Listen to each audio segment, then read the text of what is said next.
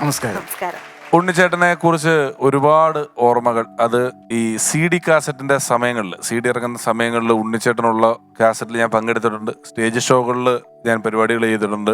വേദിയിലും വേദിക്ക് പുറത്തുമൊക്കെ ഒരുപാട് നർമ്മം പറയുന്ന, നർമ്മ സംഭാഷണങ്ങൾ ഇഷ്ടപ്പെടുന്ന, നർമ്മം കാത്തു സൂക്ഷിക്കുന്ന ഒരാളാണ് ഉണ്ണിച്ചേട്ടൻ എന്ന് പറയുന്നത്. ഞാൻ ഓസന് കുറെ പരിപാടിക്ക് പിന്നെ വിളിച്ചിട്ടുണ്ട്.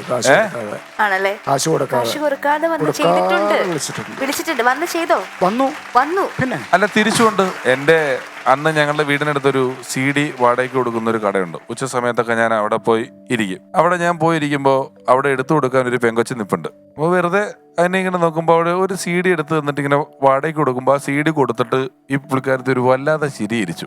അത് എനിക്കല്ല ഈ CD തരുന്നത്, ആ കടയുടെ ഓണർ എൻ്റെ സുഹൃത്തായിട്ട് ഞാൻ ആ സുഹൃത്തിനോട് മിണ്ടിക്കൊണ്ട് നിൽക്കുകയാണ്. എടുത്തു കൊടുക്കുന്ന പെങ്കൊച്ച് ഈ CD മറ്റൊരാൾക്ക് കൊടുത്തിട്ട് പെട്ടെന്നൊരു ചിരി ഇരിച്ചു. അപ്പോൾ ഞാൻ ഈ ചിരി കണ്ടു. ഞാൻ ഈ ചിരി കണ്ട ശേഷം ഞാൻ പതുക്കെ ആ പെങ്കൊച്ചിനോട് ചോദിച്ചു, നിങ്ങൾ എന്തിനാണ് ആ CD എടുത്തു കൊടുത്തപ്പോൾ ചിരിച്ചത്? ഈ പെണ്ണ് പറഞ്ഞു, അന്ന് ആ CD-യിൽ ഇവരൊരു സുരേഷ് ചേട്ടൻ്റെ ഒരു പാട്ട് കാണിക്കും. അതിൽ മലരമ്പൻ തഴുകുന്ന കിളിമകളെ കൈറ്റ് കാണിക്കുമ്പോൾ ഉണ്ണിച്ചേട്ടൻ്റെ പാവാട് വരിപ്പോകും.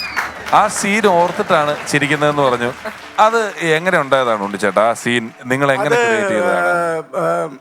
വളരെ ഹിറ്റായിട്ടുള്ളൊരു സംഭവമായിരുന്നു.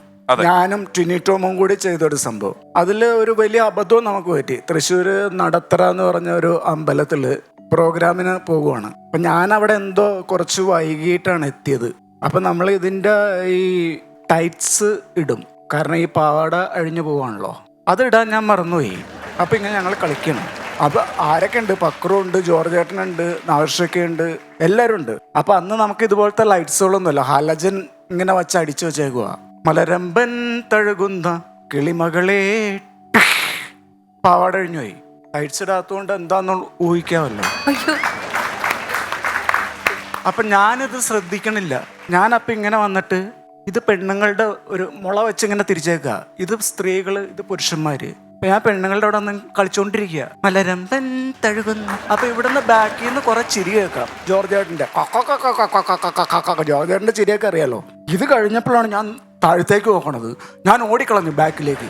അങ്ങനെ അങ്ങ് പോയി പേടിച്ച് അങ്ങനെ നിന്ന് കഴിഞ്ഞപ്പോൾ 3 വർഷം അടുപ്പിച്ച് ഈ അമ്പലത്തിൽ ഞങ്ങൾക്ക് പ്രോഗ്രാം കിട്ടി. അപ്പൊ നമ്മുടെ വണ്ടി വരുമ്പോ ഈ പിള്ളേര് അതേ ഷഡ്ഡിച്ചേട്ടൻ.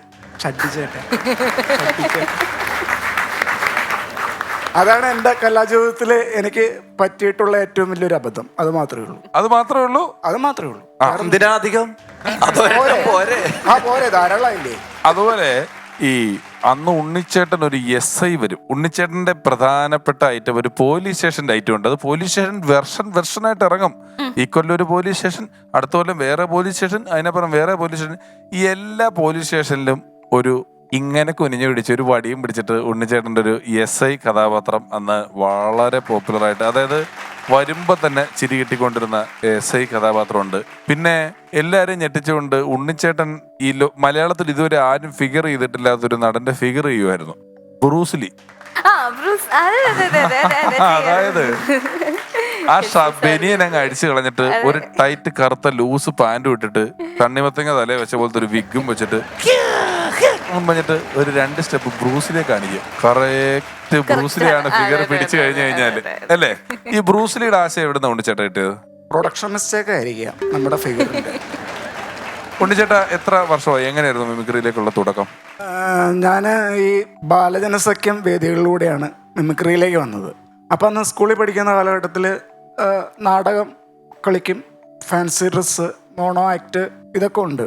അങ്ങനെ മിമിക്രിയിലൂടെ വന്നിട്ട് എന്നെ മമ്മി സെഞ്ചുറി ആദ്യമായിട്ട് കാണുകയാണ്.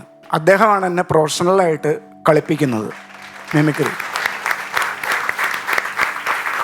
കൊച്ചിൻ ഗിന്നസ് എന്ന് പറയുന്ന KS പ്രസാദേട്ടന്റെ ട്രൂപ്പിൽ ഏറ്റവും കൂടുതൽ വർഷം കണ്ടിന്യൂ ചെയ്തിട്ടുള്ള ആള് ഉണ്ണിച്ചേട്ടനാണ് അല്ലേ? അതെ.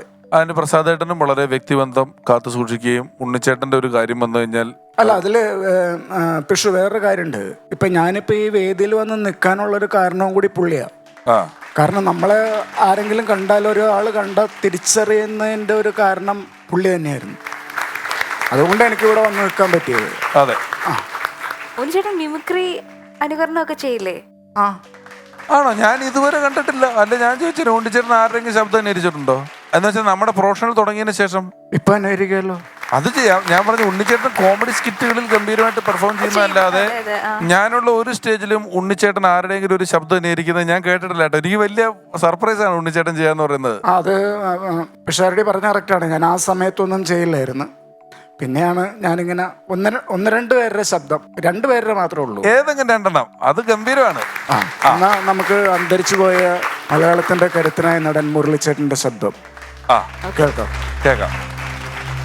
ആദർശവും അധികാരവും പ്രതിപക്ഷത്തിന് അടികറ വെച്ച് ഇയാളും സംഘവും ഇക്കുറി ഇറങ്ങിപ്പോയി കഴിയുമ്പോ ഐ വിൽ ഗ്രാബ് കമാൻഡ്. ഭരണം പോയാൽ പിന്നെ ഖദറിന് കഞ്ഞി വിഴിയാൻ പോലും ശക്തിയില്ലാത്ത എന്റെ പാർട്ടിയിലെ ചില എംബോക്കുകളുണ്ടല്ലോ, അവർക്കൊക്കെ വേണ്ടത്ര കാറും ബാറും പൂത്ത കാശും കൊടുത്ത് ഞാൻ തിരിച്ചെടുക്കും. മിസ്റ്റർ ദേവളിപ്പറമ്പൻ, അന്ന് നീ എവിടെ പോയി ഒളിച്ചാൽ ഇന്ന് ഞാൻ തേടി കണ്ടുപിടിക്കും.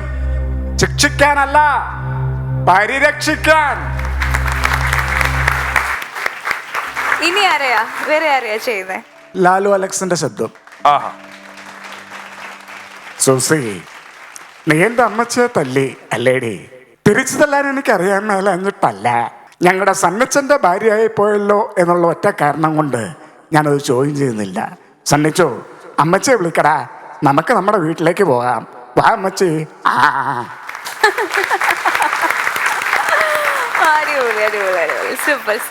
ടെലിവിഷൻ വരുന്നതിന് മുമ്പ് നമ്മുടെയൊക്കെ സ്വീകരണ മുറിയിലുണ്ടായിരുന്ന ഒരു സാധനമുണ്ട്. എന്താന്ന് പറയോ?